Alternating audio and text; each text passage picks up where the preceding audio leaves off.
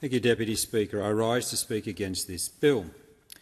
We know the government's finances are in a mess. We will soon hit $1 trillion in debt with an interest bill of $50,000 a minute. It's hard for most Australians to even think in terms of $1 trillion. Not so long ago, $1 billion seemed to be an enormous amount of money. $100 billion in debt has been added since the Albanese government came to office 4 years ago. So this government obviously is scrambling to find a way to keep the boat afloat. Their initial super plan was to tax unrealised capital gains. We can all see why this is wrong.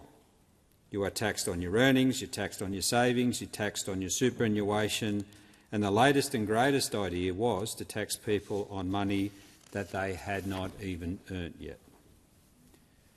There is also there is only so much Australians can take, and this was a tax that was too far. Deputy Speaker, that was super tax 1.0. As complicated as tax and superannuation can be, blind Freddie could see that this was not fair. And our hard-working, innovative farmers and small business owners in the electorate of Parkes are a long way from being blind Freddie. Due to inflation, land values have gone up everywhere, and the family farm may now be worth significantly more than it was back when the grandparents first bought the block. That does not mean that farmers who live there have more money. It does not mean bigger income. This is their family home and their livelihood.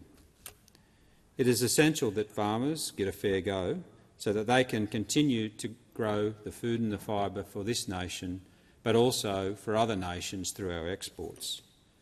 Superannuation tax 1.0 was not a fair go. These days, $3 million is not a lot of money, nowhere near as much as it used to be. As I just stated, Australia is looking at $1 trillion debt, and more often than not, the family home is up around $1 million. In most places, that's just the starting point. Superannuation tax 1.0 was a plan to punish farmers and small business owners by attacking their unrealised gains in superannuation. It was a move that was shockingly ignorant to the way that self-managed superannuation funds work. We're told over and over again how important it is to save for our own futures and to avoid placing the burden on future generations. Yet those who have been saving all their lives to do so were looking down the barrel of a tax that would have forced people to sell portions of their property, would have raided their nest egg and once again targeted those who are just trying to do the right thing. And yet, it was only after a sustained campaign from the Liberals and Nationals, after we highlighted over and over again just how significantly this would impact farmers and small business owners, that the Labor government finally backed down. And now we have this, the new version, Super Tax 2.0. The Coalition and the community forced Labor to abandon taxation of unrealised gains and indexation freeze. It was very quiet admission that they had completely got it wrong, and it was completely unfair in an attempt to go forward with these superannuation changes. Deputy Speaker, now we have, as I said, looking at Super Tax 2.0.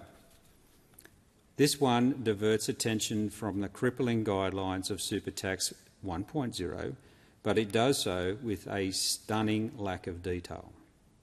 What is this new improved super tax all about? How about a bit of transparency for those it is going to impact who are still reeling from the threat of being taxed for money that they had not even earned? How will Super Tax 2.0 work? Who will it impact, and how much will it impact on them? Show us the detail. Show Australians how you really feel about their finances. Show us you have listened and learnt from Super Tax 1.0 debacle.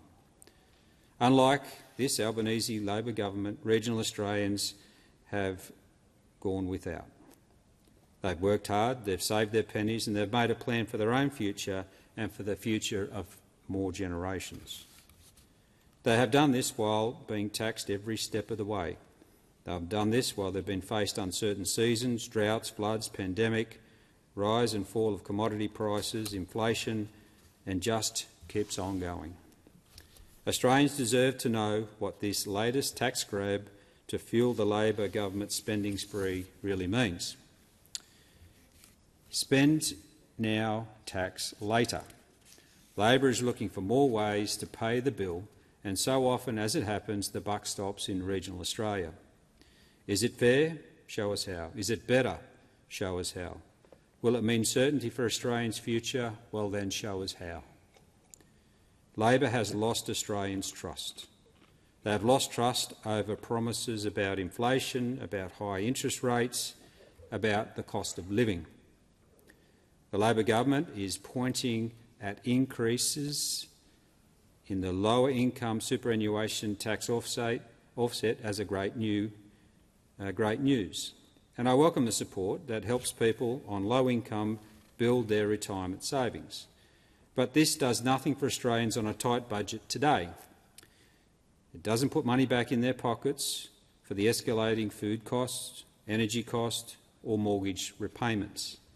A future offset does not help them now. They are also concerned about the removal of the death tax exemption.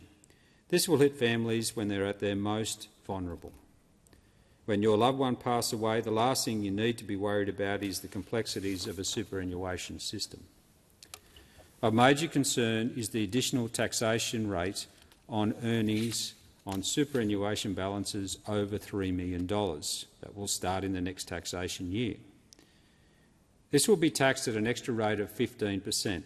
That's a total of 30% taxation or double the current taxation rate. Earnings on the portion of superannuation above $10 million will attract a whopping 40%. I'd like to give a real live example of someone from my electorate from Parkes, Scott, from a property near Forbes, called with concerns when Super Tax 1.0 was on the horizon. Scott owns a farm through his self-managed superannuation fund that is now worth more than $3 million. Anyone who owns a farm knows $3 million doesn't amount to much these days when it comes to farmland. Superannuation tax 1.0 would have meant big changes for Scott in a big hurry. Superannuation tax 2.0 also carries concerns.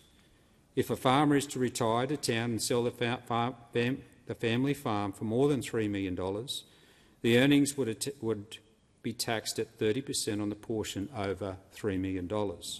That's double the current tax. If it were to sell for more than $10 million, that farmer would pay 40% on the tax of the portion over $10 million. How fair is that? This property might have been in the family for generations. Now Scott will lose a significant portion of the sale price to Labor's new superannuation tax 2.0 and his retirement nest egg. Deputy Speaker, this is an enormous increase on taxation for people who are banking on that money for their retirement. Australians are struggling right now, and they need to know that they are saving for a reason. That reason should not and cannot be because the federal government is looking for other sources of money to shore up the country's debt or to pay for ill-advised promises. If, even in this out-of-control economy, farmers and small business owners have managed to show restraint, dedication and fiscal wisdom, they need to know that the government can do the same. Deputy Speaker, Labor has a spending problem, not a revenue problem. The problem confronting our country is structural spending growth that is outpacing sustainable economic growth. When governments spend beyond their means, they inevitably reach the new taxes to fill the gap and to fill the hole. That is precisely what we are witnessing here. Rather than confronting waste, rather than prioritising programs, rather than restoring fiscal principles, Labor has chosen to hunt for new pools of capital to tax. Trust is fundamental in tax reform. Australians accept reform when it is principled, predictable and based on broad consultation. What they do not accept is a retrospective tinkering and ad hoc changes to ideological experiments dressed up as modest adjustments. This proposal reinforces a broader pattern: higher spending first, then new taxes to pay for it later.